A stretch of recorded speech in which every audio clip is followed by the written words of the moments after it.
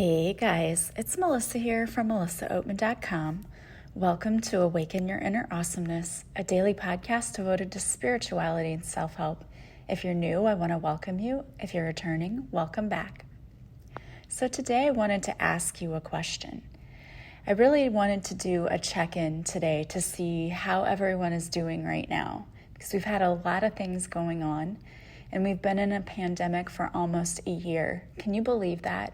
It's been almost a year since this all started. That really dawned on me when I was thinking about the fact that my kids, their birthday is coming up in February. This is really when everything sort of took a swing for my family, was right around their birthday time. So it made me realize, oh my gosh, it's been a year since their dad tragically passed away. And since we had to work from home and we had the pandemic and our lives just completely flipped upside down. So I know that I've gone through a lot, and I really wanted to check in with all of you to see how are you guys handling it and what's going on. And so what I wanted to talk to you today is about burnout. Burnout is a real thing. And whether you have burnout with regards to your job or in your marriage, or even just in your life in general, you can have burnout in any area of your life. And being burned out is that state of physical or emotional exhaustion. And it involves a sense of reduced accomplishment, and you almost feel like you have a loss of personal identity. So burnout is a really difficult thing to deal with. For me, whenever I've experienced burnout in life, it usually meant that I was neglecting some area of my life. So if I was burnt out at work, it meant that I was focusing too much there and not enough in other areas of my life. Or it also meant that I wasn't feeling the fulfillment that I normally did with work. Burnout, it's not a medical thing, it's not a medical diagnosis, but burnout can lead to depression, because when you experience burnout, it can cause you to feel like you don't have control over that aspect of your life. So if you're at a job that you don't like, you might feel like you're out of control and you have to go to this job every day because you have to pay your bills and you just hate it. If it's a relationship, you may again feel like you're stuck, like I have to be in this marriage because we have children or because we've been here so long, I have to do this, and you feel like you can't control it. I'm here to tell you that there are some things you can do to help with burnout. But first of all, let's take a look and see if you are experiencing burnout, because some of you may be out there thinking to yourself, well, I'm kind of tired, and maybe you are experiencing burnout, but you didn't realize it. So I'm just going to talk about what the symptoms of burnout actually are. So if you're thinking about burnout when it comes to your job, have you become cynical or critical at work? So when you get to work and they throw an extra job on you, do you immediately start to gripe about it and get upset? Do you have to drag yourself to work and you have trouble getting motivated to get started at work? And you find yourself maybe distracting yourself with other things? Or maybe you've become irritable or impatient with coworkers or with customers or clients. Do you lack the energy to be productive consistently? Maybe you do a little work for a while and you get up and you go wander around and go talk to people and go find something else to do and then come back and it just goes in spurts. Maybe you're finding it hard to concentrate at work. Do you feel like you lack satisfaction from the achievements that you have at work? Or do you feel disillusioned about your job in general? Because we've all been there. I've had jobs before where I thought my job was supposed to be one way, and it was in the beginning, and then it slowly shifted, and it was something that I didn't like and didn't want to go to. Another way you can tell that you're experiencing burnout is if you use food, drugs, or alcohol to feel better, or to simply not feel at all. Because if you think your job sucks, or if your marriage sucks, or if the things around you suck, You might be trying to numb yourself by using food, drugs, or alcohol. Those are all ways that people do. Maybe your sleeping habits have changed. Maybe you have a hard time going to sleep because you know that when you go to sleep, you're going to have to get up and go to that job you hate. Or maybe you dread coming home. I don't know, whatever it is. Maybe you have unexplained headaches or stomach aches or other physical problems. Because whenever we're unsatisfied, that causes blockages in our energy chakras. And when we're blocked in our energy chakra, it can cause physical and emotional symptoms. And I'm going to talk about the causes of job burnout. And this doesn't have to just strictly be about a job. You can feel these same things. Let's say you're in a marriage that you're unhappy in. If you're unhappy in your marriage, you may dread getting up every day to have to deal with your spouse. Maybe you hate going to family events because you don't want to have to be around your spouse. Maybe you dread paying the bills every month because you guys don't agree on how the money should be spent. There are a lot of ways that you can experience burnout. Marriage is one, job is one. Most people think of it as with your job, but I'm here to tell you, you can experience it in all areas of your life. So, possible causes of job burnout: the lack of control. So if you feel like you have no ability to influence decisions that are made that affect your job, and let me tell you something, in teaching, that is so true.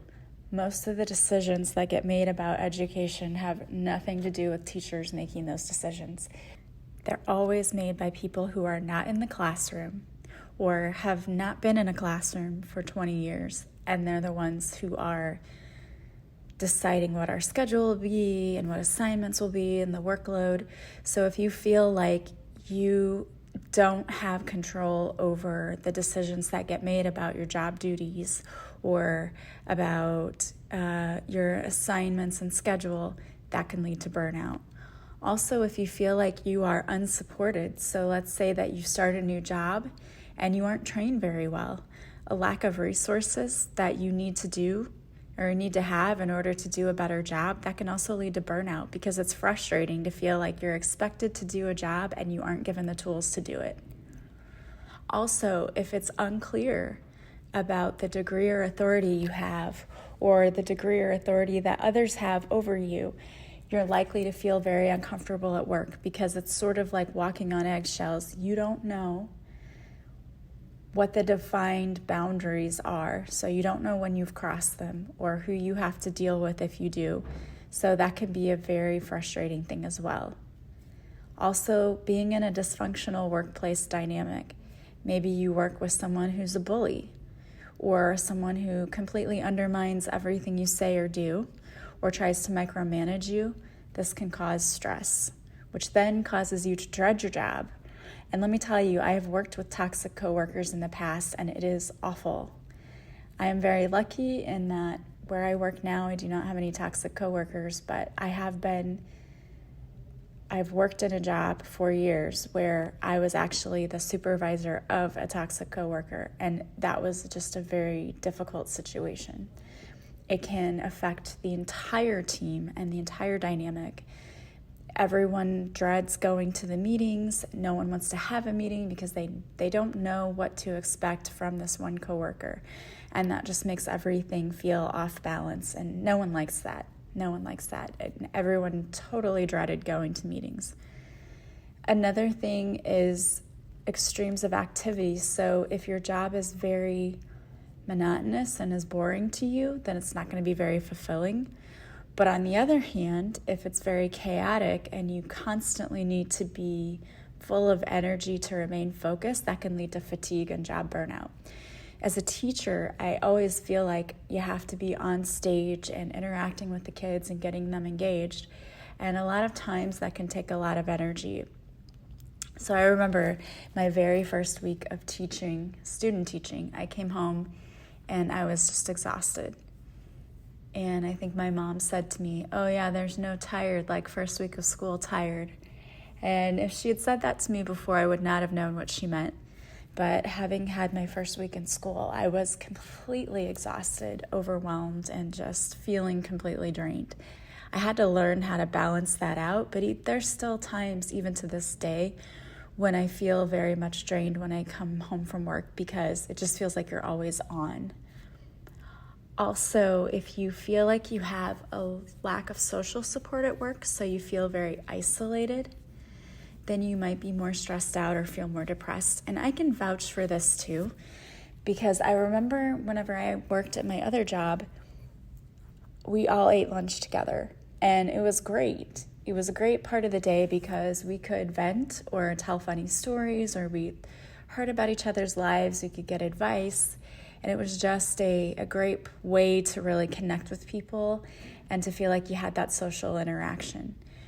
When I came to my new job, nobody eats lunch together, at least not that I'm aware of, and the teachers that I work with, we don't have the same lunch shift anyway, and they're at the other end of the hall, so I always just eat lunch in my classroom alone.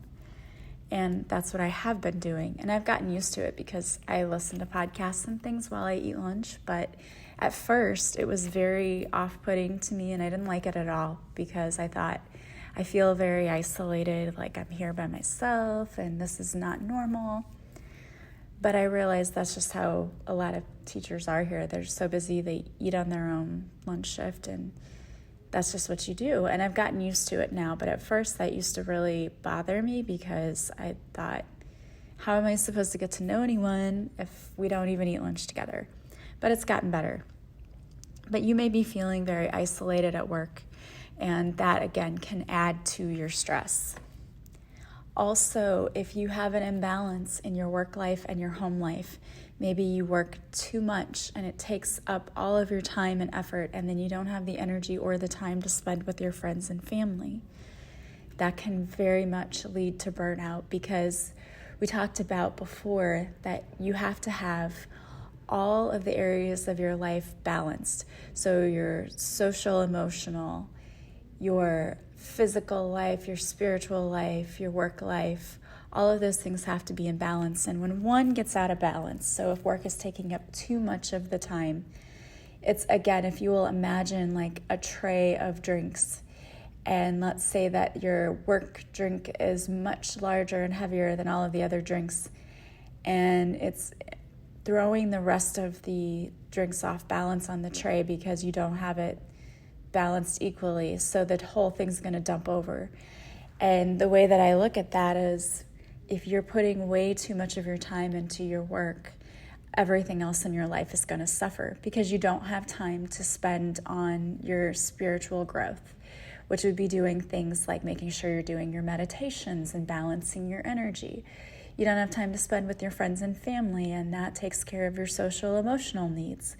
And maybe you don't have time to clean your house, and that can be stressful too if you have everything cluttered. So if that's your physical area too. So you really have to make sure you have everything in balance. And then you also don't have time to work out if you need to. And I think everyone should try to get a little exercise into their life when they can. And when all of that is off balance, you feel it. And you may be experiencing sleep problems at night. Maybe either you always want to go to sleep because you're exhausted, or sometimes what happens is you're so tired and you're so busy and so drained, you try to go to bed and you can't.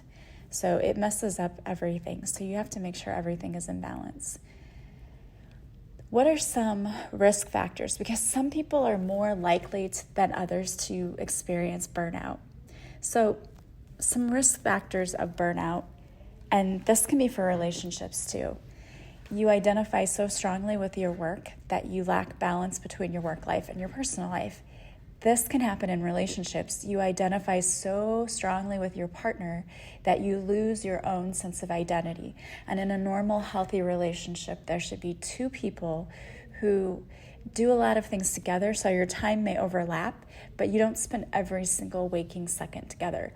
You have your own identity outside of this person's, because when we're people pleasers, what tends to happen is we sort of take on the other person's identity. We have a conversation with them, and whatever they say they like, we're like, yeah, I like that too. We want to be agreeable. But what we end up doing is losing ourselves somewhere in there. Also, if you have a high workload, including overtime work, you're at a higher risk for burnout. And in a marriage, if you're doing more of the work, if you're doing more of the share of the workload around the house, that's going to lead to burnout and resentment. You're going to end up resenting the person you're with, and for good reason, obviously. Also, if you're trying to be everything to everyone, and this applies with work and in your home life, you are going to burn out because I was taking an advertising class, and one of the things that they were talking about was if you try to appeal to everyone, you're going to appeal to no one.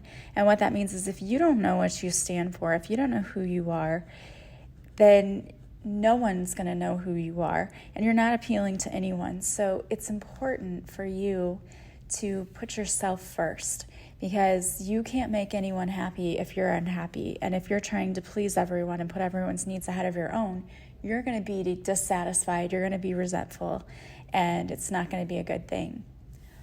Also, if you work in a helping profession like teaching or healthcare, you have a higher risk for burnout because you're giving more of yourself.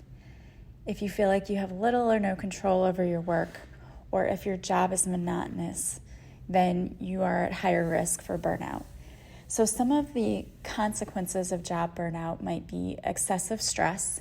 And you have this when you come home from work and your child or your partner innocently says something to you and it just makes you snap because you've been so stressed out from the day. So if you find yourself snapping at nothing, probably burnt out. Fatigue is another thing. Insomnia, sadness, anger, irritability, misusing alcohol or other substances, heart disease, high blood pressure, type 2 diabetes, and also a compromised immune system, so being vulnerable to other illnesses. So if you feel like you're one of those people who constantly gets sick, it might be because your immune system is lowered, and that could be due to stress and burnout at work or in your marriage. So now that we know what it is, and most of you are out there probably saying, that's me, I experienced that. And we all do at some point in our lives. We all go through it. And so first of all, if you are going through that, I sympathize with you and you're not alone. This is a natural thing for us to go through as we're trying to determine what we want our lives to be. So the one thing that I would advise you to start doing if you are feeling this way about any area of your life is to evaluate your life.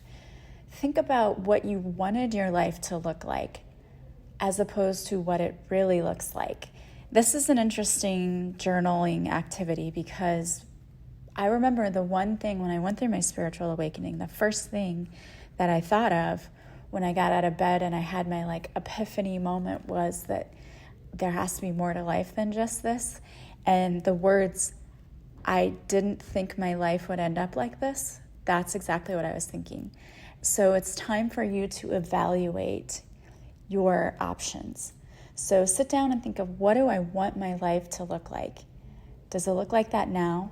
And if no, why doesn't it look like that now? What things can I change? And you may look at it and go, oh my gosh, I need to change a lot. Don't get too hung up over what needs to change, because you're not changing it all in one day. We're just making a list, and it's something for you to look at to see, hey, I can actually take actionable steps every day to make this more of a reality. So what did you want your life to look like? What does it actually look like? What's missing? Why is it not matching up? Why doesn't it align? What's missing in your life now that you need in order for it to look like the life you wanted to have? And then seek support. So whether it's friends and coworkers that you can talk to about it, it's important for you to seek some support. Counseling is a great way, and also coaching is a great resource too. A lot of people just don't think about it because they think coaching is just for people who, oh, I want to lose weight, so I'm going to go and work with a coach, or I want to change my career, so I'm going to go and work with a coach. Coaching is actually very useful for even just figuring out what you want your life to look like and what you can do to change it so that it starts looking more like it. Because sometimes it's even just our mindset and how we react to people and things. So if you're a people pleaser, you have to work on how not to be, because you're not going to end up being happy if you continue down that path of giving everyone everything you have, because there's nothing left for you. So in coaching, one of the things we can do is to look at what factors in your life are making you feel burnt out or making you feel like you're not living your dream life. And we go from there. And then, I can't tell you exactly what I give clients because each person is different. Every person I see has an individualized plan that I give them or tools I give them to help them get to where they need to be, because it's based on what you need. And you're a completely unique individual, so you're not going to need the same thing that someone else might need. So we actually go over and we do this part together. We discuss what you want for your life or what change you want to see in your life. And then we create a plan of action to help you get there.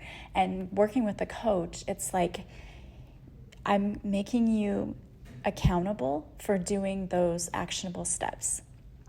But then you're seeing the result. And it's amazing. And it's always cool to me to get to work with people.